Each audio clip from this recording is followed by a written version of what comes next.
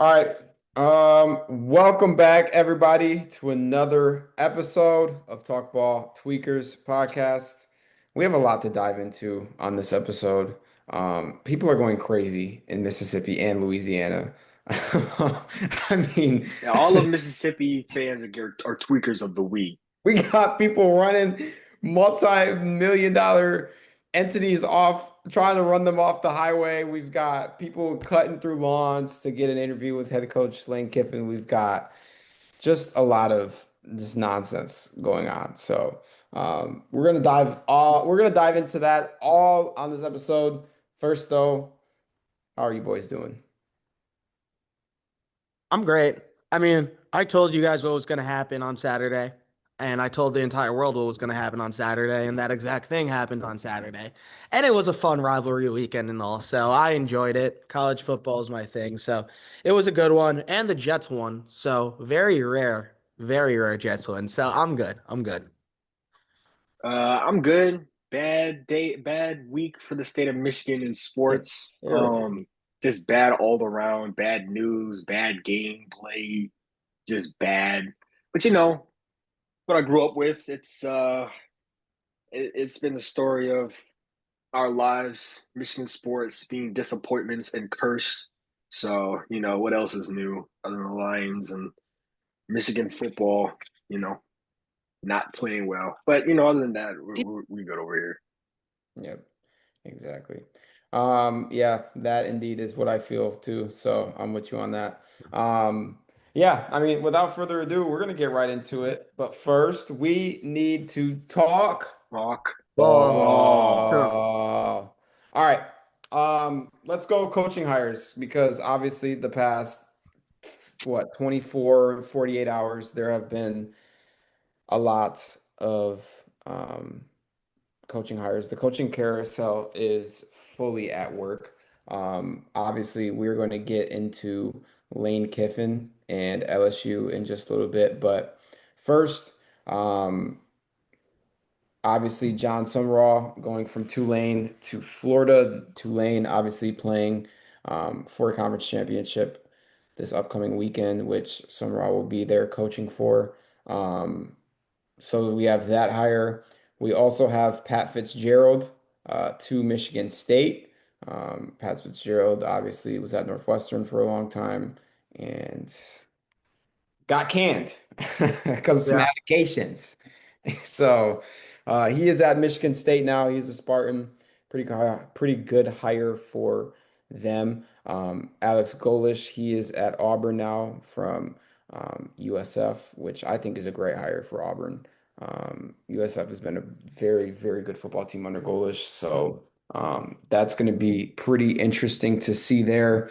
And then we have Jim Nora from UConn going to um, where's Nora going? Colorado Colorado State. State. Colorado State.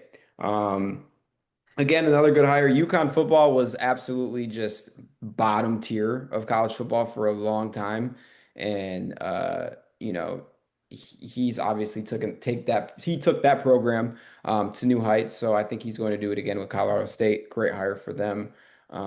Any others? What else am I missing? Ryan Silverfield becoming the head Silverfield. coach of the University of Arkansas Yeah. started a riot down in Fayetteville. Yeah. But they hated that hire. They They hate hate that every hire. hire they do, though. Like they genuinely hate every hire they do. I mean, I don't like Silverfield, and I think he's the worst hire, but they hate every hire. They could have hired Lane Kiffin, and they would have rioted. So, Yep. Yep. And then obviously the Pat Golding hire, promoting him after Kiffin's departure. He is now the head guy at Ole Miss, will be their head coach for the college football playoff.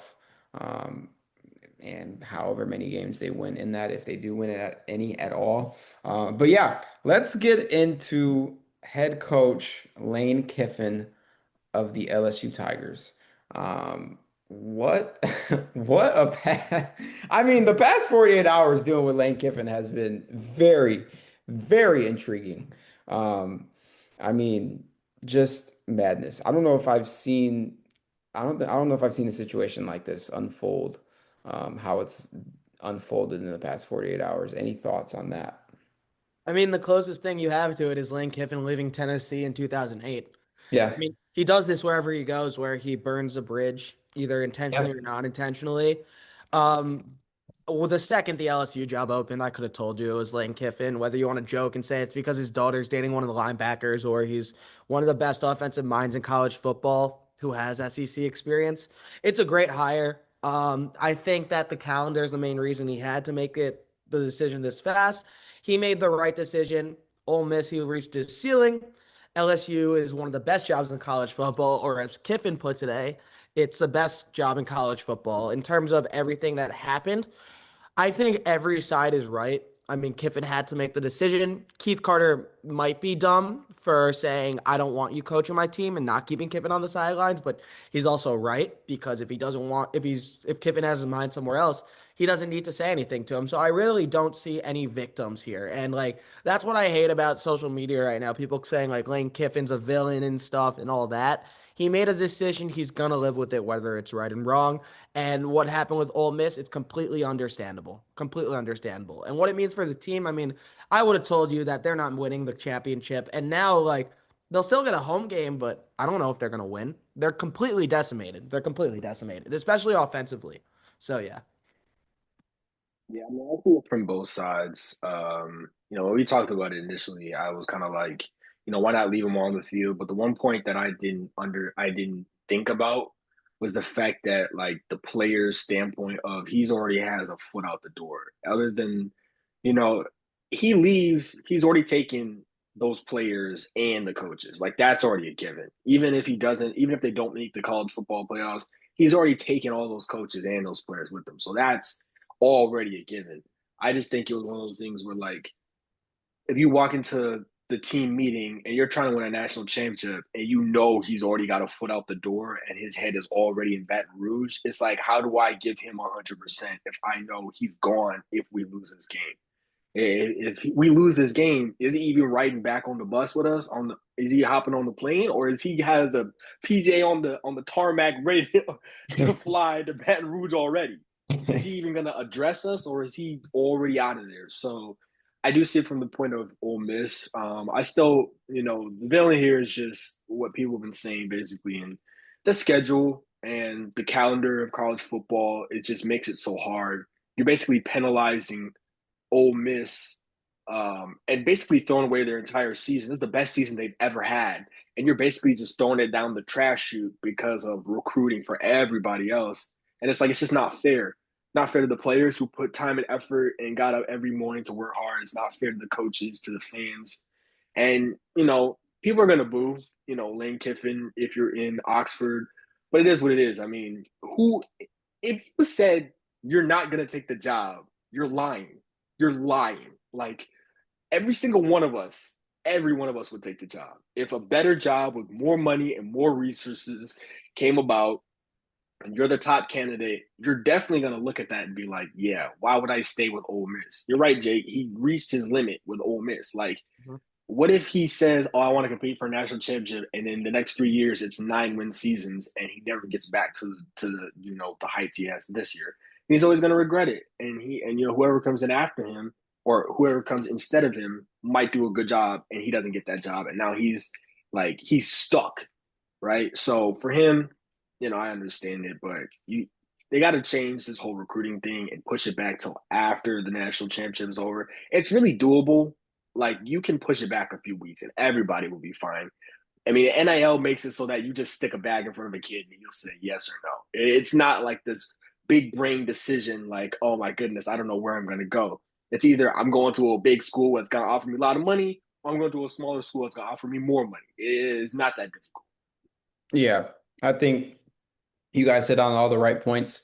Obviously, the biggest picture here is the schedule and the calendar. That needs to be fixed immediately. I think it's unfortunate that a situation like this has to happen because of the calendar and because of the transfer portal opening up and being a thing. That's just unfortunate. I mean, I don't even understand why this was a thing in the first place with the transfer portal schedule. There's no reason why it should open up while the playoff is going on. There should be no reason for that to happen. And Tucson, I think you're right. I think this isn't a big okay, it's a big decision for the players, yes, but it's not a back and forth thing. Like, oh, I don't know where I'm going. Like Yeah. more than half of the players who are hitting the portal, they know immediately when they hit that portal where they are going. Just because they don't announce it right away, or things aren't reported or finalized right away, doesn't mean that players are sitting here having a discussion of, am I going to go here or am I going to go here? No, most of the players know where they are going right when they hit that portal. So it can be pushed back a few weeks. It absolutely can. Um, and I think you obviously, it's just like I said, you negate situations to happen like this one happening right now.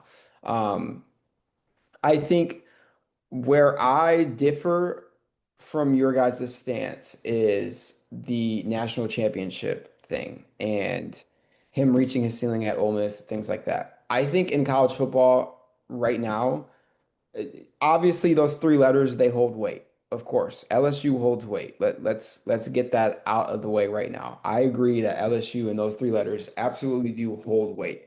But with how the game is now and how college athletics are right now, I do not believe that you need to go to an Ole Miss to have the best resources to win a national championship. Obviously, is there probably a little bit more funding there? Yes. But I think Ole Miss ultimately has a way better system in place from top to bottom to be able to get the guys that you need to and to go and compete. LSU right now, let's be for real, let's be honest, it's kind of a shit show. You have Jeff Landry, the governor, like running around talking about, I'm gonna fire this guy, I'm gonna fire this guy, I'm gonna hire this guy, I'm gonna hire this guy. Like there when it comes to that, what the hell are we talking about? There's no reason why a governor of a state should be deciding and have decisions based off of what that university's college football team is going to be doing. There's no reason for that to be happening whatsoever. So, in that aspect of things, I don't agree with that. I think that ultimately, with how the game is now and how NIL has come into place and the transfer portal and things like that, I really don't think you need to be at an LSU and Alabama and Ohio State, whatever the case may be, to have the ultimate best chance, or it not even the ultimate best chance. I think it's more so like if you're not at these select schools, you're not winning a championship. I don't think that's how it is nowadays. I really don't. I think Lane Kiffin absolutely could have stayed at Ole Miss and won a national championship and competed and gone on 10, 11, 12 win seasons for years to come.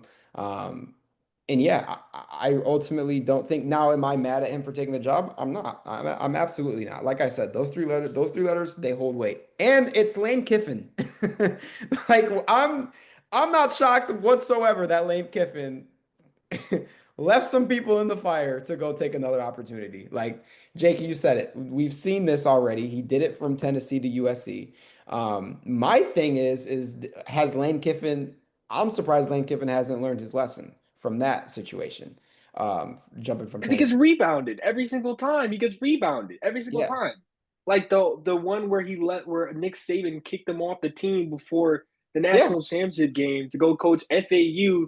yeah, He was leaving to go get a head coaching job. The yeah, the Tennessee one, he's going to go to USC. USC, he's going elsewhere. He always rebounds. That's why it doesn't matter because he yeah. always lands on his feet somewhere because Because he's very talented. yeah, he's one of the best offensive minds to ever exist in the game, and he comes from three of the best defensive minds to ever exist in the game. And so he could pretty much do whatever he wants. The thing I don't agree with is it is not sustainable to do what he's done at Ole Miss every year. And I'm not going to say Ole Miss is not a good team, and I'm not going to say Ole Miss is not a national championship contender. But their 11-1 season is absolutely a fact that they didn't play Alabama. They really didn't play a tough game. The one tough game they played was at Georgia, which they lost. Their best wins against Oklahoma, who struggled to score. Then again, they have the look of a national championship contender. It is much, much more sustainable to win at an LSU, an Alabama, a Georgia, a Florida, than a smaller SEC school like an Ole Miss, a Kentucky. I'd be very surprised if Ole Miss had another 11-1 season soon. LSU's NIL budget is over 20 million. Ole Miss's is under 10. And that mattered in college football. LSU is a recruiting hotbed where you could literally take a 30-minute, 60-minute drive anywhere and get to some of the best high schools in the nation and say, come play for your home state. I wouldn't, if this happened last year, Bryce Underwood is not a Michigan Wolverine. He's signing with LSU on Wednesday. Sorry to admit it. Then you have Houston an hour to your left, too. LSU is one of the best places. Ole Miss is not sustainable. What he did is because Lane Kiffin brought in an offensive system and a staff, more importantly, that put his players in the best position to win. And that's why I think people freaking out about the fact that he goes, I'm going to take my staff with me, are stupid, are dumb. And like, because a coach is made from his staff. And then other people go, oh, he's favoring his offensive staff and all this. His defense can't stop the run. They're dead last in the SEC per yards per game. You could leave Pete Golding there. You could leave that defensive staff there, and they might be fine. They might. But Ole Miss, 9-3. Great. Go on a run this year. But I see you losing to Alabama or Notre Dame. And the way you're reacting towards Lane Kiffin is completely justified because of the way he left. And I'm not saying he shouldn't be I don't know, a villain to them because this is how the calendar works and he made his own decision. LSU is a much better job than Ole Miss. And I know that's not what you guys are saying, and that's not what I'm arguing against. I do not think it's sustainable in college football to win at a mid-tier SEC program or a mid-tier Big Ten program. And that's what Ole Miss is, honestly. That's what Ole Miss is.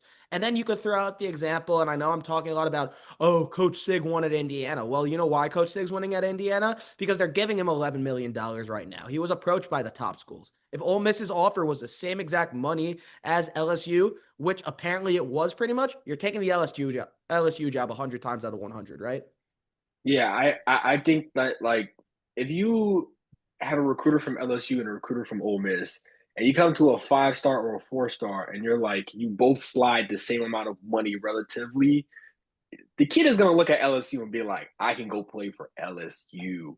Like it's just the history. It's the fact that it's LSU. It's the pipeline. Like people look at Duke basketball or North Carolina basketball, and they're like, that's my pipeline to being a top pick. Versus if you go do it at Clemson basketball, you're like, and I'm not saying Clemson basketball is equal to Ole Miss football, but if you look at like, just how important, apart from Eli Manning and maybe DK Metcalf, you're not looking at Ole Miss as like a powerhouse. Even when DK Metcalf was playing, they weren't a powerhouse. So it's like, I He wasn't understand even what their you're wide saying. receiver one. Yeah, he wasn't even their Yeah, wide receiver one. And they won right. 6 games. Sorry, continue. I was just saying, like, I understand what you're saying in terms of this day and age, but they're still not going to be able to compete. Bama's still Bama, even though they have Kalen DeBoer. People are still looking at them like Bama, and he's taking them to the same place as they've been, even though he's not Nick Saban. LSU is still LSU. It doesn't matter if they got Orgeron. It don't matter if they got Brian Kelly. It doesn't matter if they had a homeless man coaching it. It's still LSU, and I'm still looking at it from that standpoint. So, I mean, they threw a lot of money. They've been throwing money at a lot. They got a 6'4" DB. I mean, how much money do you think he making? More money than you could even imagine. And so you're not getting a 6'4" DB at Ole Miss or Arkansas or, the bottom of the SEC. So he maxed out, I think, what he saw in NIL resources. I think Ole Miss can still offer a lot to players. But if you're talking about NIL resources, that's where he looked at it from that standpoint. Because money doesn't matter to Lane Kiffin. He can make that money anywhere in college football. But the opportunity to have the legacy and the NIL and the fans and the fan base and the people behind it and the alumni too. Like kids also look at the alumni. If they see Joe Burrow went there and won a national championship, Justin Jefferson, Jamar Chase, they're like, man, I could be the next Jamar Chase. I can be the next Joe Burrow, and then they're going there for that reason. It's just the history of it. So with college football, a lot of that matters. That standing. Yeah, absolutely. Um, I mean, what about the drama side of it? I think shit was funny. I was hearing Marty Smith talk about it on Pat McAfee's show. I think that story was absolutely insane. Just waiting outside of whose house were they at? Keith Carter's house? Yeah, they were at Keith Carter's. I mean, he said they were waiting outside till like 12 Central Time. Yeah. He got there Well, like That's the SEC football, baby. They take it First to thing in the heart. morning. That's insane work, bro. Insane work. And then you got like all well, I'm not gonna I don't want to go too crazy into it because we got Tweaker of the Week coming up, but um yeah, no, I just thought the whole situation was just insane. And you got players coming out of the meeting talking about it's the Pat Golding era. Yeah. And reporters are sitting here like shit's not even shit hasn't even been reported yet. What are you talking about? I think that was insane. So, um, yeah, no, that's just the part I've never seen a situation like this one unfold in college football in dealing with coaching. Like I just think it's just it's crazy and it's fitting that it just all starts with Lane Kiffin. In the Lie drama. to. Oh Oh, yeah, go you go, ahead. you go. I was gonna say, I'm not gonna lie to. If you hire Lane Kiffin, it should already be known by now he's going to dump you. Like Yeah, he's I don't going to dump you. You can't I sit here and be like, "Oh, why'd he leave?" and he shouldn't have left because we're 11. Buddy, we got all this evidence to back up the fact he will dump you for a better job and a better opportunity. You can't be mad. He's gonna come in. He's gonna win a bunch of games. He's gonna be successful, and then he's gonna take the better job. And now LSU fans might not have anything to worry about unless Kalen DeBoer gets gone. Then he might be like, "I'm going to Bama because that's where I was the OC when nigga. That's the only school that you got to worry about." But yeah. everywhere else, you know he's leaving after he wins 10 games for 3 consecutive seasons. You know he's going. So what are Yeah. you being mad about? Be happy that you won 11 games, you had the best season of your career, and now it's he's gone. So just I, accept it. I mean, I think they have the right to be pissed off. Like they do, but it just shouldn't be a surprise. It's Lane Kiffin. That's Yeah, all. I mean, Ole Miss Right. fans have the absolute right to be upset Yeah, they have because the right to be pissed. yeah, exactly. But like I'm not saying they have to understand because when you live in a city with an SEC team and they're getting unprecedented heights, whatever you want to call it, you have full right to get upset if the coach leaves, especially right now. They have to realize that he didn't want to leave right now. He was forced into a decision pretty much because of the calendar. And Yeah. that doesn't wipe him from all the responsibility because at the end of the day, he said, I am leaving Ole Miss to go to a better job in LSU, but they have to like realize like Ole Miss has never been a program that has won a national championship going back to when the BCS became a thing. LSU is a top 5 job out there. Lane Kiffin has always went to a better job and he was going to end up at a better job. And I could have told you that when I was a baby in 2005. And so you have to understand that. As for Ole Miss, your program's going to be fine because it feels like the end of the world right now because like you might not get 11-win season with Pete Golding, honestly. Like I think he's fine. I think he's a player's coach, but I think he's very similar to Sharon Moore in full honesty. And that's not a bash at Sharon Moore. I just don't know if it's a national championship coach. And by the way, Lane Kiffin's not a national championship coach till he wins a national championship.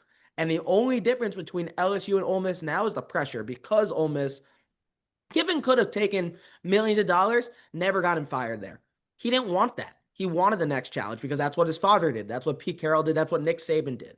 And like you said about the money part, if you watch this presser today, he goes, I don't even know what they're offering me. It's the opportunity that stands out because Ole Miss reached their ceiling in full honesty. And last thing, again, if you're a Mississippi resident listening to this, this is not a jab at you. It is much easier to build a college football powerhouse in Louisiana than it is in Mississippi with a stadium that has 100 plus thousand people than a stadium with 60 plus thousand people. And so remember that because Ole Miss at the end of the day, you're probably not going anywhere. And Kawan Lacey, you're one of the best running backs in the game. I'm sure they're already fitting your jersey at LSU right now.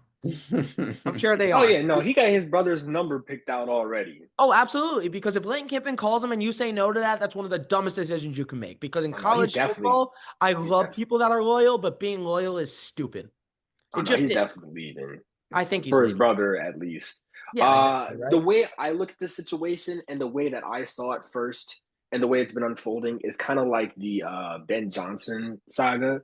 Huh. Just because it was like Ben Johnson had got us to our greatest heights ever, and then some differences, but then he just dipped in the middle of the night. Now this was a long reported thing. Same with the Ben Johnson. We knew that he was going to take that Bears job. The only difference is that Ben Johnson actually got to coach in the playoffs and was trash and then dipped. versus Carroll versus Lane Kiffin saying, "I want to coach," and knowing he's trying everything. He was going to try everything in his power to go for a national championship. That was very similar. Like you guys said, Mississippi fans have a right to be mad, just like the Lions fans. We had a right to be mad at Ben Johnson for the way that everything ended. The only difference is we knew that Lane Kiffin was going to leave for that job, and Ben Johnson pretty much lied to everybody and basically was like, "Oh no, I'm coming back to win a Super Bowl." When we all knew that you just were waiting for Eberflus to get canned.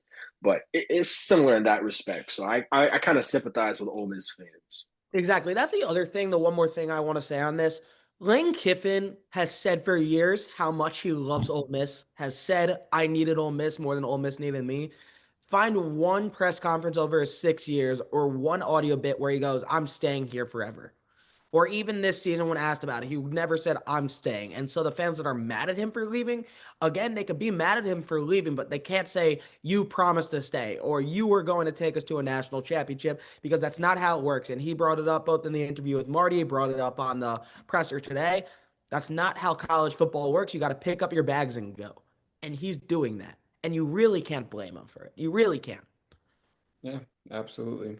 Do you guys think Ole Miss wins a playoff game this year? Do you think this team's going to be ever so motivated and the power of friendship and motivation is going to win them a playoff game? I think with Lane Kiffin, they absolutely could have won a playoff game. I think they could have, I but think yeah. I think now, no, they're not going to. I Their mean, play calling is going to tank. I don't. Yeah, I mean, you lose Lane Kiffin in your OC, your offense.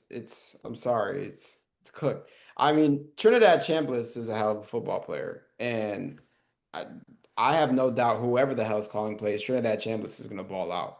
Um, but no, without Lane Kiffin, I don't see them winning a game in the CFP. Absolutely not. No. I honestly barely saw them winning a game with Lane Kiffin just because of who they're going to get. I mean, now they're at 7. They're going to get one of the Alabama or Notre Dame. Bama's probably better than them. And Notre Dame, like the one thing Ole Miss can't do is stop the run. Enter number 4 with the gold helmet. And that sucks. Um, I think the one other thing that we sort of spoke about on this, and then we can move if we want, if you knew that the solution for your head coaching situation is in-house and in the facility, what is the harm for keeping Lane Kiffin if he wants to be there just for one last playoff run? If you really want to have the success that you say your program can have, then even if he's going somewhere else, if he said, I'm here, I'm committed to the football program till the season's over, and you go, the next head coach is in the room next to me, that's a reason to keep him. Once again, I don't blame Keith Carter for saying, I don't want you here if you're not going to be our head coach next year, but it's almost like he should have been. He totally should have been because this is his team. It is his team with his recruits and everything. See, So, and yeah. I'm glad that you brought that up because that was the exact point that I was trying to make yesterday when I had texted y'all about it. Was like they didn't even give Lane Kiffin the opportunity to speak to the team. None of that. They just said, "Here, Pete Golding is y'all guys' next head coach." Immediately. If that was the case, y'all already knew that. Y'all prepared for that. Y'all planned for that. Why in the hell is Lane Kiffin not coaching this football team in the college football Thank playoff? you. And that's the other thing. He never even got to say goodbye to them, really.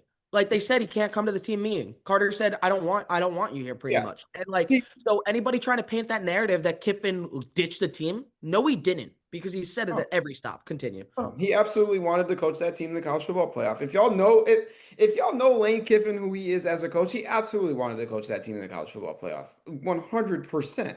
100%. And if you're scared about him poaching players, whatever the case may be, it's not going to matter. They were At the gone. end of the day, it's not going to matter. If you're hiring an in-house guy, you should not be worried about poaching players. That shit is not going to matter. Whoever's going to stay is going to stay, and whoever's going to leave is going to leave once that decision is made on who the hell the next coach is if you're hiring in-house. Because they know who the guy is that's coming. So that's that. Without Yeah, a they second of football being played, you're hiring in-house and your guy is leaving. Everybody who's on your roster knows if they're leaving or if they're staying. Yeah, if your plan is we're just gonna promote the DC, you should know. Like that's what I said. The first thing I said was that you know for a fact that everybody is getting up out of there and leaving with them. The top players, especially the offensive players. Lacey for sure is gone. The Hmm. offensive lineman who he really likes probably gone. Tight Yeah. ends maybe gone. Like most of those offensive pieces, those chess pieces that he likes they're leaving already. So you should already. That's what my point was in the group chat. I was saying I don't understand why he wouldn't coach. Like you can have him in the building, and he's saying he's 100,000% committed to winning. And know if you gut the entire, if you tell him, okay, if he tells you I'm taking the job, you know he's gutting one side of the football team.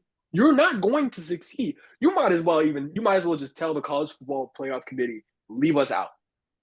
You're just basically saying that because your OC is gone, your head coaching is gone, your play caller is gone, all your offensive minds are gone. You have nothing.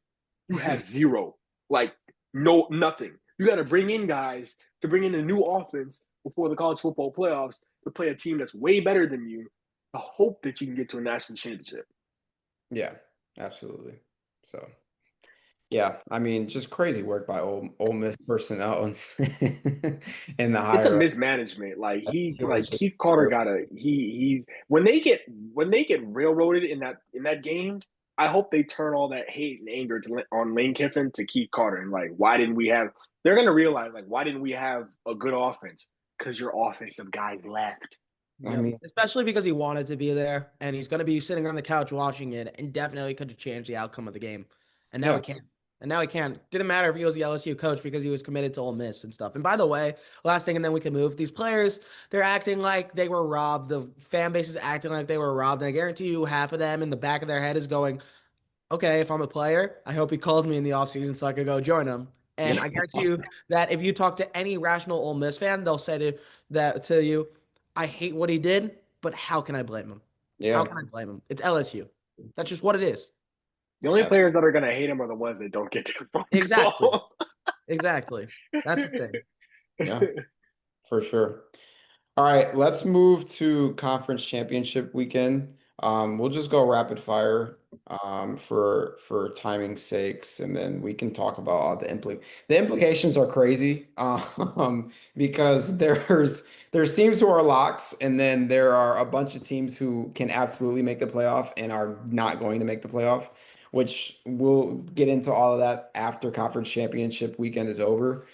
So we'll go just rapid fire real quick. We'll start with the AAC championship. That's North Texas versus Tulane. Who you guys got? Um, until John Sumrall took the Florida job, which I could have told you 3 weeks ago when LSU opened up. I was gonna say North Texas because I love the team, love the quarterback. Their coach is also leaving for Oklahoma State, but now that Sumrall's leaving, Florida, and they're letting him play out, right? Sumrall's gonna coach in the playoff too. If they make it, give me Tulane. Retzlaff's a good quarterback. Their defense is faster, quicker. And so, yeah, I like Tulane because I do think Sumrall is going to push all his cards on the table because he knows how much it means to that school. I mean, the guy since week one, this is the last thing. The guy since week one, the reason he's becoming the Florida coach is because of how passionate he is. And Yeah. even the jab he took in Northwestern in week one. Like, this guy cares so much about that school. And so I think he's going to win it. Yeah. Yeah, I'm gonna go Tulane, pretty much the same reasons. Not to go back on Lane Kiffin, but this just shows you that an SEC school can let you play for the team, like a team can let you play for the team that you've been coaching while accepting another job, and it'll be all right. Like no one is panicking about Summerall leaving. Like it's a better job, we know it. I get that SEC's in division, but I think Summerall is gonna, like Jake said, he's gonna put his all into this, knowing he's leaving, and it means a lot to the fans. So I think he's gonna go all out. It's gonna be Yeah. Tulane. I really hate doing a sweep. So I mean, yeah, I'm gonna go Tulane here. I just think the experience part of it. I think Tulane's got a little bit better defense. North Texas's offense, though, is absolutely amazing. Messamaker is leading the nation in passing yards. He is a baller. He is gonna get fucking paid. This winter, he is going to get paid. Whoever offers that back. There's going to be a lot of people knocking on his door. Almost every college football team is probably going to be knocking on his door. Yeah, he's going to get paid. But yeah, I'm just going to go Tulane. I think the experience part, they got a little bit better defense. And yeah. So we're going to go Big 12 championship next. That's BYU, Texas Tech.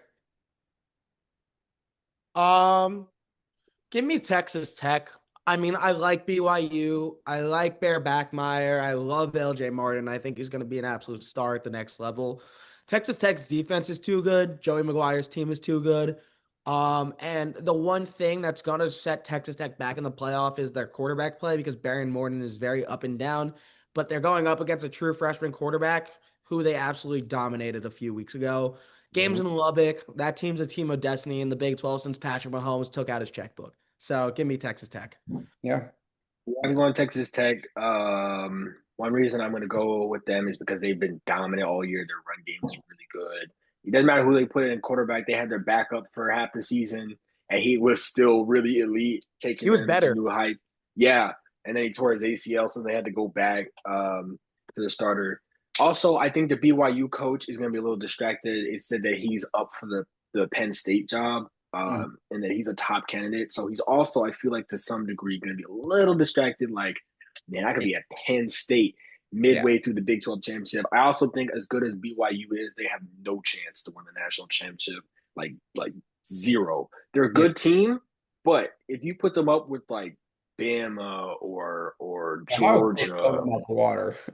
yeah, it's. I Texas mean, when Tech will they also get blown out, by the way, by those teams, but that's not to disrespect them. That's another discussion. Yeah, I mean the only team that I saw BYU like actually with major competition play was Texas Tech, and they got absolutely annihilated by Texas Tech.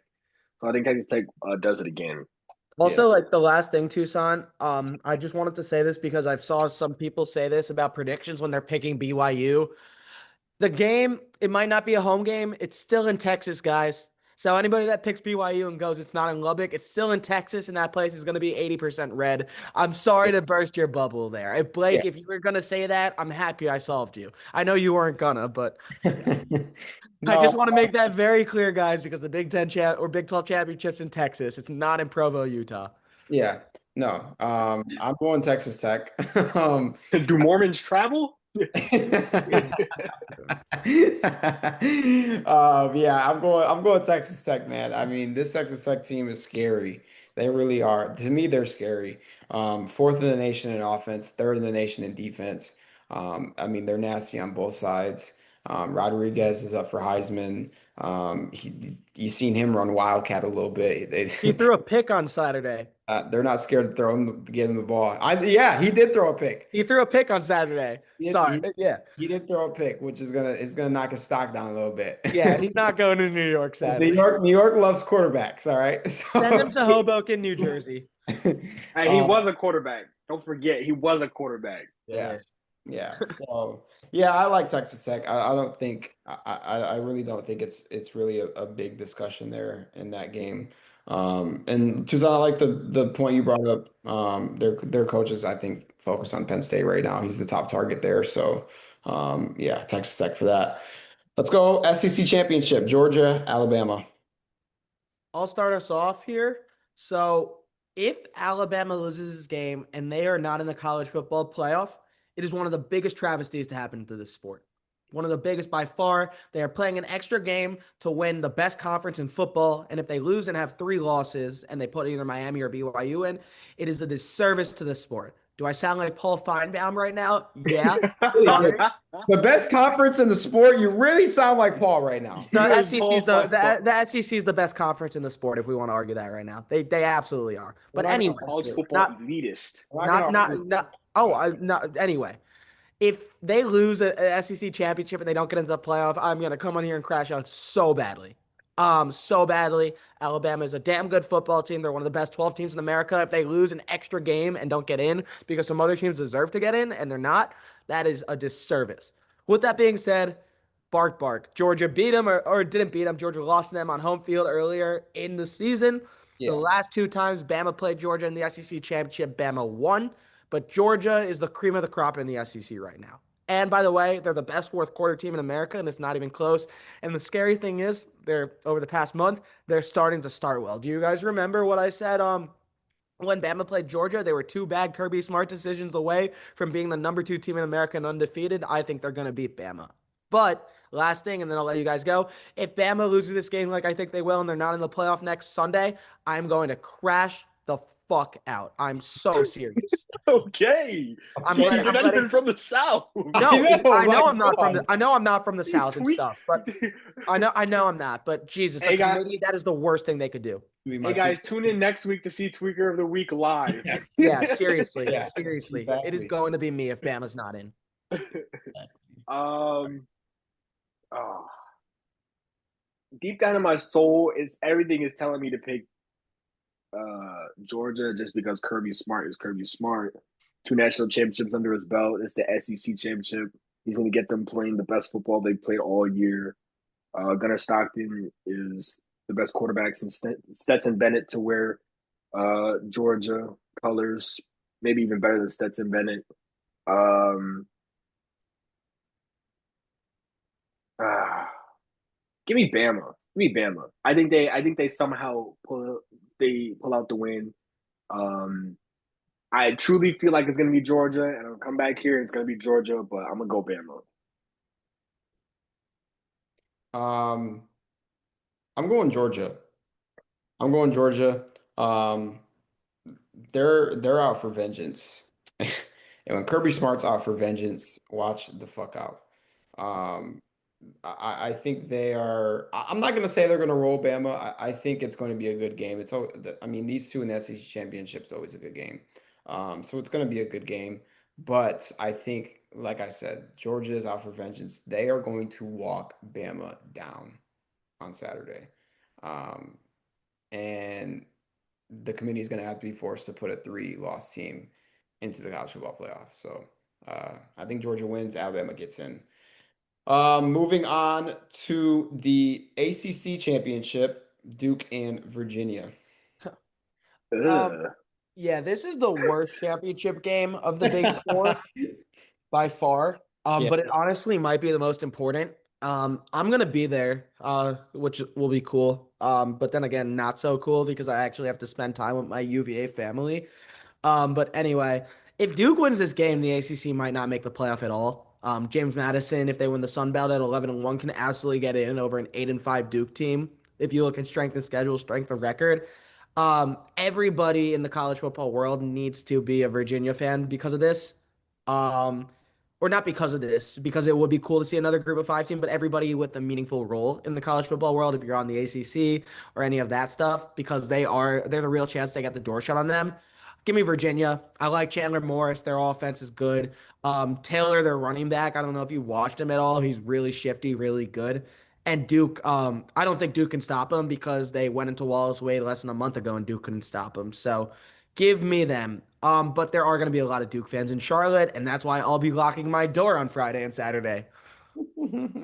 Yeah. Ugh. Ugh, what's that smell? Ugh. It's the Duke fans. It's the Duke fans. I'm telling you. Yeah, this matchup is terrible. Yeah, give me Virginia. They're just a better team than Duke, straight up. Like, I don't really have to say more than that. Like, Duke is just they're a 5-loss team competing for it. It's just so messed up how that is, how that comes to be that a 5-loss team can compete for the ACC championship because Miami can't get their shit together and no one else can figure it out in that entire conference. But I guess give me Virginia. If you had told me at the beginning of year Virginia and Duke would be playing in the ACC championship, I at first would have been like you're lying, and then I would have said, it's the ACC. Yeah. Yeah. Um, I want to see Duke win this game to just see absolute pandemonium go down. But I don't think Duke's going to win this game. I think Virginia's going to win this game. So I'm going to say Virginia. But I really do want to see Duke win. I just want to see what happens. I do. I really do. College Um, football will burn. I just really want to see what happens because Duke can shake some shit up. So I want to see that. Um, but ultimately, I think the Who's are gonna win. Yeah, all right. Indiana, Ohio State. Number one versus number two in Indianapolis, 8 o'clock, Big Ten This is the championship. one. This is the one. Who wins? I'll Oh, that's just let you guys go first. two. Uh, number one versus number two. You know, I've only been in Indiana passing through on the way to Chicago. But Hey you man, know, Moving's I've been in fun. Indiana. I've been in Indiana once or twice. I think I went to a basketball camp when I was in high school. You know, a lot of cornfields, known not a for lot that. going on there. But Kirk Signetti coming all the way from James Madison University, turned a whole school around, got them to the highest they've ever been ever in college football. Ryan Day just got to the highest point in his life, beating Michigan for the first time. He ain't felt this. He ain't got a full night's sleep since before the national championship. All right, this means more to him than a ring, buddy. So congratulations on beating Michigan. That ends now. Your undefeated season ends with Indiana taking you down. Now I'm talking about. Let me give me number two Indiana, Kirk Signetti, Fernando Mendoza. I think they go and do it. Omar Cooper Jr. is electric. Uh, um, uh, they light it up, and I think Ohio State is really good. I think that defense is good. But I think Indiana pulls out the win. Give me Kurt and the Hoosiers. Yeah. Ohio State's the best team in the nation. Okay, thank you. Ohio State, I needed one of the Michigan fans to say it. Continue. Ohio State is the most dominant team in the nation. We've seen it all year. We've seen it again on Saturday. I mean, those first 3 minutes of that Michigan game, they absolutely shit the bed. And then they looked in the mirror and seen who the fuck they are and just rolled the rest of the game and didn't look back. That's what national championship teams do, is that right there. You do what Ohio State did in the first 3 minutes in a game, and you roll over, you're cooked. You're not a great team, but Ohio State is a great team. Number one, Julian saying, listen, I didn't have any confidence in that guy. Listen, Julian saying is a guy. He is a guy. Bo Jackson, he is a guy. His name's Bo Yeah. Jackson, of course. He is a guy, true freshman. Jeremiah Smith, Carnell Tate, guys. Marvell Reese, a guy. Yeah. Caleb Downs is a guy. They got guys. They got guys all over the fucking field, all right? Yes, Ohio State is like that, all right? But you're in Indiana. Yeah. You're in Sigtown. Yeah. You're in Indianapolis. You're going up into Lucas Oil Stadium, where there's going to be a ton of Hoosier fans in there screaming, ready. And you got Kirk Signetti over there just chilling, lighting up his cig. Yeah, he doesn't care. He don't Lighting care. up a cig. He doesn't care. He doesn't care. Somebody asked him a question. Somebody asked him a question about the future. And he said, listen, I don't even want to talk about that shit right now. We're not even worried about that. He said, we haven't done nothing yet. We still got work to do. We still got work to do. We got a game next week, and then we got the college football playoff after that. We've got work to do. So with that being said, give me the Indiana Hoosiers. Hoosiers. Hoosiers. I got Indiana. Who's your daddy? Ohio State. Yo. Who's your daddy? Okay. I love Indiana. I love everything about Indiana. I think Fernando Mendoza is one of the best signal callers in America. Elijah, like I'm gonna put this in this way, the this versus that. Julian saying Fernando Mendoza. They'll both be sitting next to each other in New York in mid-December. Wide receiving cores, Jeremiah Smith and Carnell Tate's the best in America. Elijah Surratt and Omar Cooper Jr. might be the second best in America. Running wise, neither proven, no. Talented, good, yes. Bo Jackson, Roman Hemby. Very different. And then Keon Black for Indiana, too. I could throw in CJ Donaldson and James Peoples, whatever. Defenses, Ohio State isn't only a good defense, and I hope you guys could realize this soon. They're the best college defense we've ever seen in our lifetimes. They really are. They've only given up 16 points as their highest total this season, and they are average less than 7 per game now, or seven, less than 8. Sorry. Oh, gosh, 7 and 8 points. What am I going to do? Indiana's defense is really fucking good, too. They're pretty much second in every metric. This game's going to be amazing. And I can't wait to watch it while Virginia versus Duke is actually happening right in front of my real eyes. All right. So, Blake, your argument, I do really like it. I love it. I love everything about it. And I knew you guys were going to do this, whether it's because of being salty about Michigan or because you think Indiana's a good football team. And I know it's a mix because Indiana's a damn good football team. I'm just going to poke a few holes because I love poking holes in people's arguments. Yes, there's going to be a lot of Indiana fans.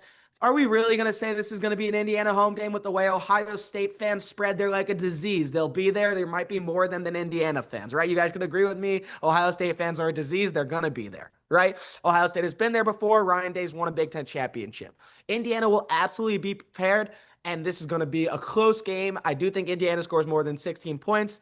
With that being said, Ohio State's the best team in America, and like I've said, every college football video I make, and every time we talk college football on this, and I'm sure you guys are sick of me hearing it now, until they actually lose, it's Ohio State. It's Ohio State. And if you guys wanted to put a bet on that, I will. I don't know what the bet would be, but I'll come on here wearing Michigan gear or something. Yeah, you're scared. See, he's shaking his head. But then again, why would you want to bet against the best team in America who's I'll put make a belt bet to about ass it. on everyone? I'll Huh? make a bet about it. Okay, cool. What should we do? I don't have a great idea, but we'll think of something. All right, Pod? Add that. I'll Well, make a bet about that. cool. We'll think of something. All right, cool. Maybe, yeah. Okay, cool. That, buddy. You got Yeah, that. Tucson, we I'm could. not willing to You'll, bet my money on Indiana versus Ohio State, but I will say, Indiana still has a good. If anybody in the entire world has a chance, it's Indiana yes, I or like that. Georgia or Or Georgia. Georgia. Yeah, and that's the discussion. But I'm taking Ohio State. We can think of some bet stuff too, but I know we got to do some other stuff on this podcast. But anyway, give me the Buckeyes. They are maybe the best college football, not only defense but team I've ever seen. I'm genuinely serious. Like if they go 15-0, they're up there with the LSU's and undefeated Bama teams. They're that good. And Indiana might be that good too if they run the table, by the way. But right now, I got to go with what I know, and that's Ohio State at number one. Yeah. Yeah, I think if Ohio State wins out, they might be up there with that Michigan team that just won about 2 years ago. Yeah, the But 15-0 team. Yeah, no, I mean, look, we could do that I discussion think if they they might get be up there there. with them We too. could we could absolutely do that if they get there. We could absolutely do that if they get there. This Ohio State team, I don't even want to start the argument because I know we're sensitive for time. This Ohio State team would beat 2023 Michigan, and that's not to disrespect 2023 Michigan because that team ran the crap out of the ball and was good. I think Ohio State would beat them in a one-score game. It'd be a good game. It We would be a had great game. 9. We had 9. It'd be a good game for Yeah, sure. you had 9. You definitely had 9. Did you see 9 stat line in the national championship, by the way? If Donovan Edwards doesn't run for 2 large touchdown runs, 9 is a very different Michigan legend. Yeah, it's the most elite pass. Hand the ball off. Yeah, exactly. No, completely. You're completely right. It's the You same don't thing. throw the Like ball, Jared, you don't throw no interceptions. Yeah. exactly, right? Jared Goff's an incredible NFL quarterback because he could hand the ball to Jahmyr Gibbs. We know how this goes. No, I'm joking. I'm done trolling you guys. But give me Ohio State. Blake, I'll let Toussaint do the terms of the bet, and we could either do spread or money. I don't care. Bet. So yeah. Cool. All right, let's move on to the court now, college basketball. We haven't talked college basketball yet since it has started. I think now is a pretty good time since we're starting to get into some real matchups and conference play. We'll be starting in about a few weeks. So based off what we've seen so far through 3 weeks of college basketball, initial thoughts, things like that. Who do you guys like? Who do you not like? I'll throw it over to you guys really fast, but I know you want me to say this, and I'm ready to say this right now. It's not football, remember, listeners. Michigan's the best team in America. Michigan's the best team in America, and until someone proves them wrong, and I can't wait for that one Michigan-Purdue game. Michigan looks great. Michigan looks really good. I knew they were going to be really good, but I didn't think they'd be this good that they're steamrolling everyone. So that is my number one takeaway right now because a national championship might be very well be coming to Ann Arbor. I'm not ready to say this is my national championship pick because I also don't really do that unless I really know. Michigan's damn good. This Yeah. might be the best team Michigan had since Trey Burke. Like I remember when we were in the studio, and then again, I'll throw it over to you guys. I said, is last year's Michigan team the best since Trey Burke? No, this team is. Yeah. This team is. Absolutely. Absolutely. Yeah. Two. Um, I'll go with. I'll talk about Michigan State. I thought Michigan State was going to be a good team. I didn't think they were going to be this good. They Yeah. lost Trey Holloman in the transfer portal. Thank God. Uh, Sorry, yeah, sorry. I thought they were going to get. I thought they were going to get just a little bit worse without him, just a little bit, not crazy bad, but I thought they were going to do a little bit of a regression and be top 25 for sure. But more towards the 20th, maybe 16 to 20 range and stay around there. They blew out UNC. They blew out UNC. They blew out Kentucky. They can beat anybody realistically. Cohen No, Carr is still as absolutely. electric as anybody. You got Jeremy Fears, who's Kohler, their big man. Like they have players, and obviously Tom Izzo's a Hall of Fame coach. Their bench is elite. They rotate well. They're great defensively, of course. They're just a complete unit. Like I thought Michigan was going to be far and away the better team in the state, and I think Michigan is the better team, but not by far and away. I think there's still a small gap between them to some degree, but I Yeah. think that it's closer. And when Michigan plays Michigan State, that's going to be a really, really, really good game. It's going to be a hell of a game. But yeah, Michigan going into the transfer portal, going in and getting the big man Mara, going and getting Yeah. Yaxel, who is the best, probably the best in college football right now, best player. Obviously, Ellie Cadeau from UNC. Golden May, Dusty May is He's a way better great than I coach. thought he was going to be. I He's thought he was God. going to be good. Don't get me wrong. I thought he was He's going a to be good, God. but he's way better than I thought he was He's a going to be. great coach. He's a Yeah. Who would God. have thought? Who would have thought the two Michiganders would come on here and say Michigan basketball is better than Michigan football in that state because Michigan and Michigan State are dogs, and the I mean, Michigan Pistons are basketball absolutely wasn't gross good. too. So yeah, Yeah. Pre Jawan Howard, we were pretty good, and I then we told you kind of guys had about the time Jawan came up to me on the Northwestern Code and shook my hand and said good game after they beat us by like 28. Like yeah, and now he's the assistant coach for my terrible basketball team. you The Nets, guys. He's never don't ever let him touch the University of North Carolina or Northwestern. Anyway, sorry. Yeah. Um, I really like Arizona, man. I do. I mean, obviously Michigan, of course, you know that. Missy shout out hated Tommy, Arizona. shout out Um, Tommy. yeah, shout out Tommy Lloyd. I like this Arizona team. I really do. I think, I mean, they beat Florida, beat UCLA, beat UConn. Those are three pretty good teams right Beat now. UConn at Gamble too. Yeah, Continue. Sorry, in sorry. in in UConn Yeah. that was a huge win. That was a very good game, by the way. But yeah, I think Arizona is one of those teams that they've got a little bit of everything. Koa Pete is a dog, is a dog, He bro. dropped 30 in his first game Bro. against Against Duke. the defending national champions, Oh, was it Cole against Duke? Cole Oh no, it was Florida. It was Florida. Florida. I said Duke. It was Cole, against Cole Florida. Pete is Cole Pete is something. James Bradley, obviously, he's a very very good guard. Still got Del Orso there. Burries is good. Krivas is good. Like They they've got, have the king's son.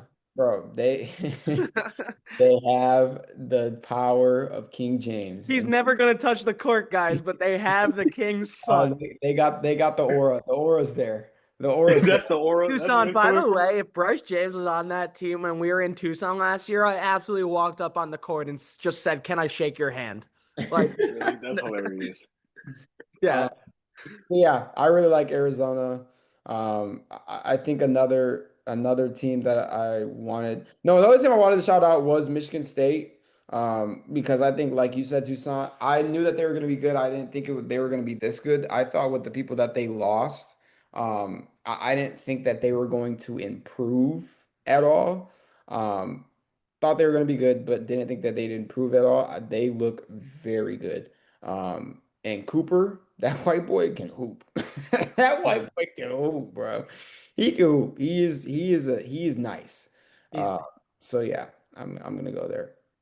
Yeah, and, dude, I mean, like, I remember when he brought in Jackson Kohler and Carson Cooper, Izzo, and I'm just like, who are these two white, uncoordinated guys that can only get rebounds? And one of them was going to turn out to be good because it's Izzo, and it's Cooper, right? I mean, Yeah. yeah. And by the way, Tom Izzo's not the best coach at Michigan State anymore. Nah, I'm joking. I'm joking. I'm not going to do that. But Um, you're I just wanted to show love to a few other teams before we go into Tweaker of the Week and make a few predictions for this week if we even wanted to. Purdue's really good. I think a lot of the Michigan stuff has sort of taken away from Purdue, yeah. but that's justified, everything about Michigan, totally justified. But Purdue went into Alabama and beat them. They've beaten other teams. Oscar Clough was one of the best transfers, and I could have told you that when he transferred from San Diego State.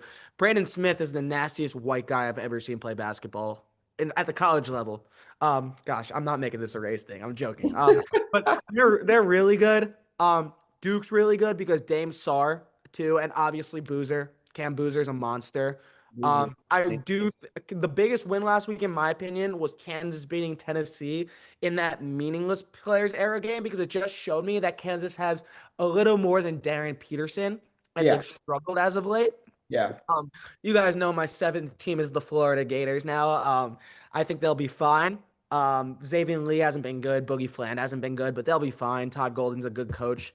The one other team that I really wanted to show love to because I do think that they're fun and good and going to be around, or actually two more while I'm at it. One is BYU because they have one of the best players in the country in AJ DeBansa. I'd be very surprised if he wasn't the number one, number two pick. Rob Wright, Richie Saunders. They could score, they could play defense, and they try. And the other one, just because I want to show a little love, Gonzaga. Gonzaga's really good. And Michigan might have steamrolled them, but Gonzaga's really good. And Tyan Grant Foster is a stud. Brandon Huff's a stud. Graham Ike is a stud. And again, I understand they haven't won a national championship, but Mark Few has a national championship program out there. So I just wanted to show a few of those love too. And last one, just because Caleb Wilson's a dog. Just had to get that out there for anyone that didn't know. Caleb Wilson's an absolute freaking monster. I don't know what UNC will be, but Caleb Wilson is absolutely incredible. He can hoop. He can play He some can, ball. I've he can bounce. I've been impressed with Alabama. Their backcourt is crazy. I mean, LeBaron Philon stepping up and play some Pylon. Mark Sears leaving, um, and LeBaron Philon. I mean, what was one game he scored like 10 straight points in the fourth quarter? Like he's Against St. nasty, John's. Yeah, against St. right? John's. Against Yeah. St. John's, and then you got Aiden Holloway back there, and then their front court is just really good as well. And then also, just quick shout out to Tennessee. Even though they lost to Kansas, like you said, I think Tennessee is still really good. They Ament is really good, added 20 pounds of muscle, and then Gillespie is a really good playmaker who can find the open guy and score when he needs to. Can I Yeah. just throw out one more before we move? And I know we're about to finish. St. John's is 4-3. They're going to be right in the thick of it come March. Just for anybody that was doubting them, they're really freaking good, and all three of their losses were to good teams. So, Shut up um, on them for sure. I know yeah, that. exactly. I know you guys aren't out on them, but I live in the state of New York where everybody likes to overreact over everything. So I just wanted to put that out there for my friends there. Yeah. I'm going to shout out one more real quick. It's the Cyclones, Iowa State. Great win. They've got some returners, Taman Lipsey. They got Momcilovic. I remember we talked about Momcilovic. I said, you got a foreign that can shoot that motherfucker, Yep. boy. Yep. Watch out. Watch out. And it ends with it's the Ovich, the Oviches, boy. You got one of them, you're good. You're set. So yeah, I like them. And then Joshua Jefferson, leading the team in points, rebounds, assists. Like he is a dog. So yeah, I like Iowa State. So shout out to the Cyclones. Yeah, that's it for college basketball.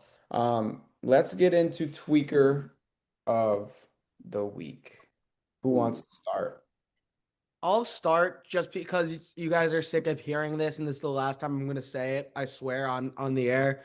It's the Michigan fan base, just because of just because it's not you guys. It's not only you guys, and it's actually like I'm very impressed by the way you guys have handled it, but the way that the Michigan fan base has handled the loss has been very, very. I don't want to use the word eye-opening, and I don't want to use the word soft. But actually, I'll use it a little soft. Like, And that's fine because like you guys shouldn't have expected to beat Ohio State this year, and I know you guys didn't, but people were talking a lot of smack. Dave Portnoy, you were talking a lot of smack. So as long as people can concede that Ohio State was just better this year, I'll leave it at that. So congratulations because Bryce Underwood's going to be good next year, and I guess it's basketball season. I just wanted to say it one more time. So yeah, again, not only you two, but the Michigan Wolverines football fan base.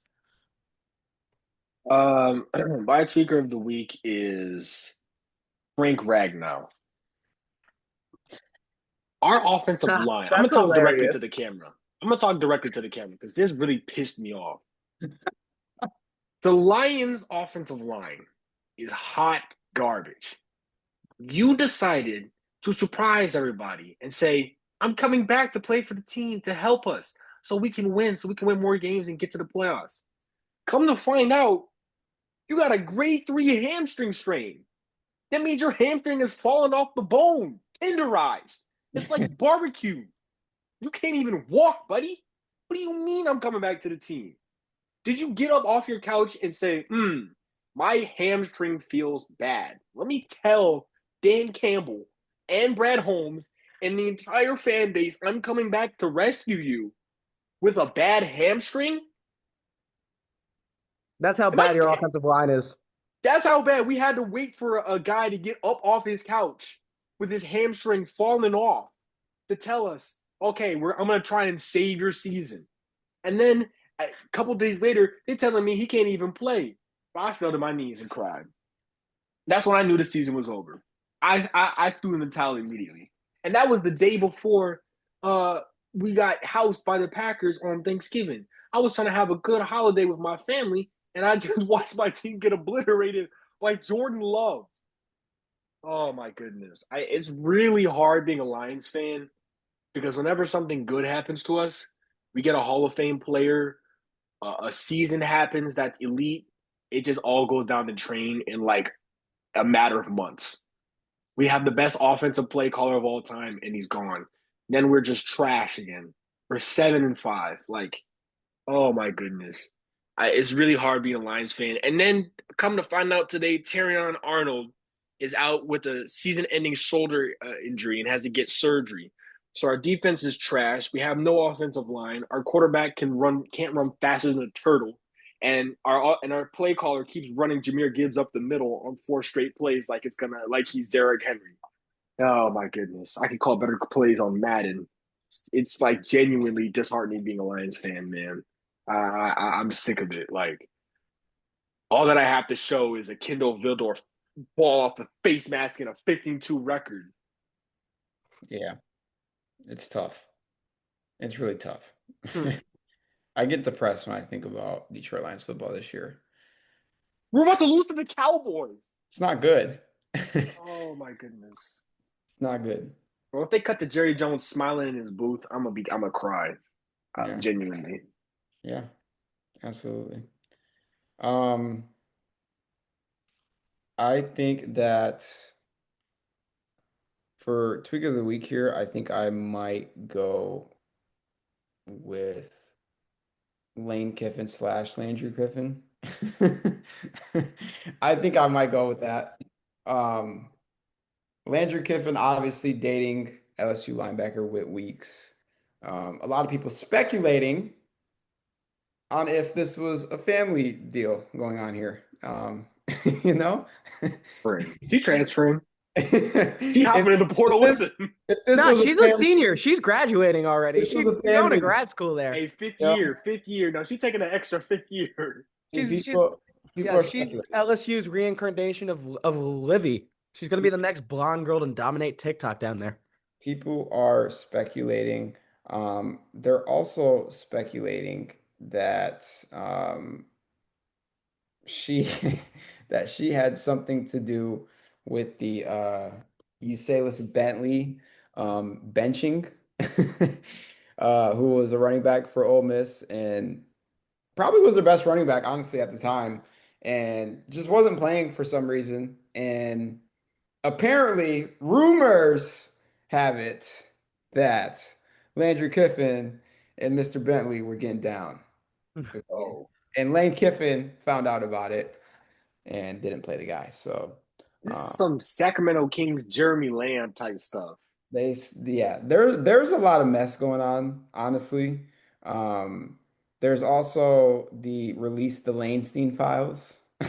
That's one of the funniest things I've ever seen, by the way. Not sure if you guys have seen those, but oh my gosh, that those It's gonna take him down. those They do tweets are not crazy. want it to succeed. And I understand that I think most of them are fake. I don't think I'm not sure if any one of them are real. Maybe one or two are, I don't know. But regardless, they're hilarious. So I just want to come on here and I want to say tweaker of the week to Landry Kiffin for messing around with football players who deal with her father. And tweaker of the week to Lane Kiffin for pissing off Ole Miss fans enough to start a hashtag release the Lanestein files. That's crazy. If some of that is true and it comes out, like they're trying to burn him at the stake. They're not trying to let him do nothing. Yeah, It's normal in Mississippi, man. It's normal. it is I mean, normal. yeah, I guess so. It's Yeah. normal. I mean, someone going to Pete Golding's phone can't guarantee. All right, I'm not making accusations on this podcast. We're not doing You're this. about to go down a rabbit hole. I'm not doing this. I'm not doing this. I'm not doing this. Dude, Yeah, Actually, I caught myself a little too late. you know what? Can we just put all of college football on Tweaker of the Week? I just saw 20 minutes ago that Toussaint the rapper is committing to Yeah, Syracuse Syracuse. football. Yeah, yeah, yeah. And he hasn't played a single game. It's all workout tape. Yo, that's the funniest thing I've ever seen. Toussaint gonna play with Fran Brown. Yo, this is some Deion Sanders type like advertisement to try and get some publicity. It's hilarious. Somebody on Twitter, some coach for a JUCO college said, "Hey," he said, "At Clackboy Max, call me. We need a running back." Like, what's going on? Shit's crazy. People are Oh, tweaking. last one. I don't know if she watches our podcast, but I gotta say it. Simone saying to me on Saturday, "You're a Jets fan, so you can't really say anything." And then the Well, Jets beating the Falcons on Sunday is just so funny. That's so funny. well, Jake, you That's are just a Jets fan. Yeah, but because I know I'm a Jets fan and I know the Jets are terrible, but yeah, at least you guys come on my podcast and Simone's not the only one that does this and goes, "Oh, you guys don't go. Oh, he's a Jets fan, so anything he says is invalid." Like, let me have fun. I mean, Like, you're not wrong. She's a Falcons fan. What yeah, have I I'm been not. saying the entire time I was in Chicago? I said the last time you guys were 2016. 2016. The best That's thing the was last time you were yesterday. relevant. The best thing was yesterday at the game. The Jets admin absolutely knew what they were doing when they did this. They were showing a throwback game of Jets Falcons, and the score was 28-3. I found that so funny. Yeah. So props to MetLife Stadium. That metal dump that probably had like 10 people there yesterday. Oh my gosh. All right. Well, that's all that we have for this episode. As always, run up socials, like, subscribe, comment, support. What should they comment this week? What me and you should do, what the loser should do. Oh yeah, that's a good one. Keep it Comment our, PG. yeah. All right. Keep it PG-13. We'll make it PG-13. Okay. Comment what our bet should be. Obviously, if Ohio State wins, Jake gets something slash I have to do something. Or if Indiana wins, I get something slash Jake has to do something. Yeah. Run up socials, continue to support, send us out to everybody, and stay fly.